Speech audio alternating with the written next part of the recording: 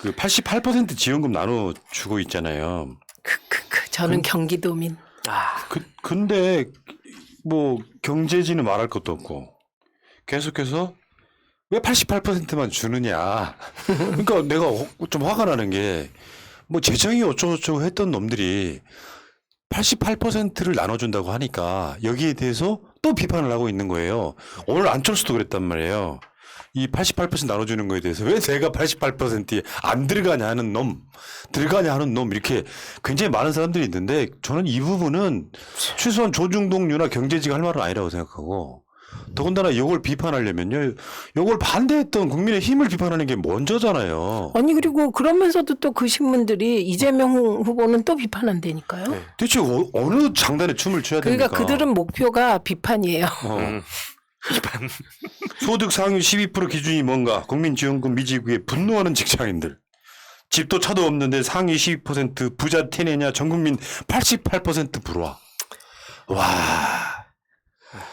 민주당이 처음에 그 당론으로 전국민 주자고 했다가 결국에는 국민의힘에 그냥 뭐 이거 그렇다고 해서 뭐 민주당이 잘했다 이런 건 아니지만 사실상 원리로 들어가 보면 지금 전국민 주면 안 된다고 반대했던 언론들이나 국민의 힘을 비판하는 게 맞잖아요. 그렇죠. 이제 와서 그런 거를 또 하는 참 에휴 씨.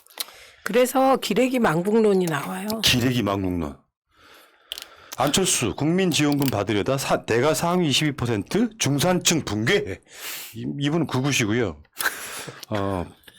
또 이런 보도도 나왔죠. 오늘 경상수지가 15개월째 흑자를 내서 올해 800억 달러의 흑자가 기대된다. 그러니까 경제 폭망이라고 했다는 그 사람들 보면 경제 폭망이 도대체 어디서 갖고 온 거냐. 도대체 근거가 하나도 없어. 그러면 이제 황교안 했던 방식이 있잖아요. 뭐 수출도 잘 되고 있고 성장률 좋은데 그러니까 체감 경기가 안 좋다. 대체 어느 장단에 철 맞추라는 거냐. 참. 예전에 좀 인상 깊었던 게 토론 그 홍카레온가 그거 할 때 뭐 홍준표 당시 의원이었죠. 그때 뭐 시장 가보아라. 시장 가면 다 욕한다 그러는데 이제 유시민 이사님이 그때 뭐 팩트로 되게 논리적으로 답변 주셨던 기억이 나는데 솔직히 체감 경기는 좋았던 시절이 없을 거라고 앞으로도 없을 거라고 생각하고. 원래 서민들한테는 체감 경기 안 좋아요.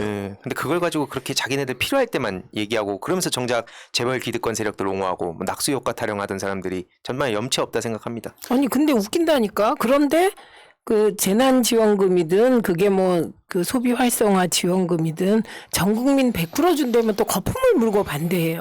예. 그러니까 이게 수출이 좋고 돈은 많은데 이게 그냥 바닥까지 구석구석 안 도는 게 문제면 돌기 위해서 기본소득도 해보자 뭐도 해보자 하면 또 비판해요.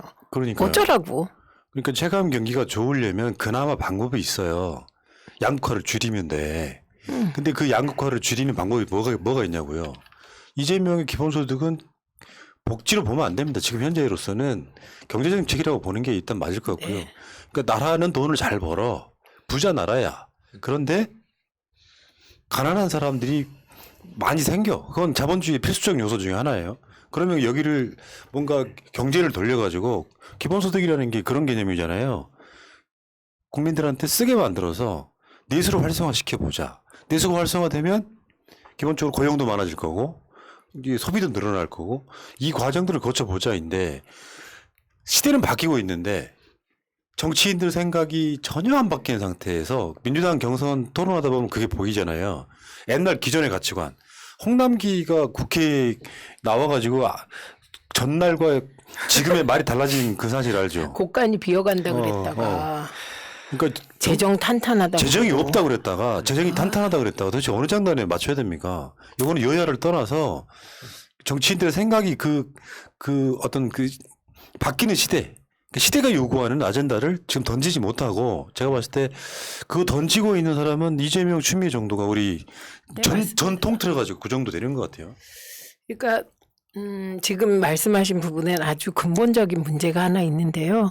늘 기재부 논리에 정치인들이 포획되는 거예요. 이게 지금만 나타난 현상이 아니고요. 예.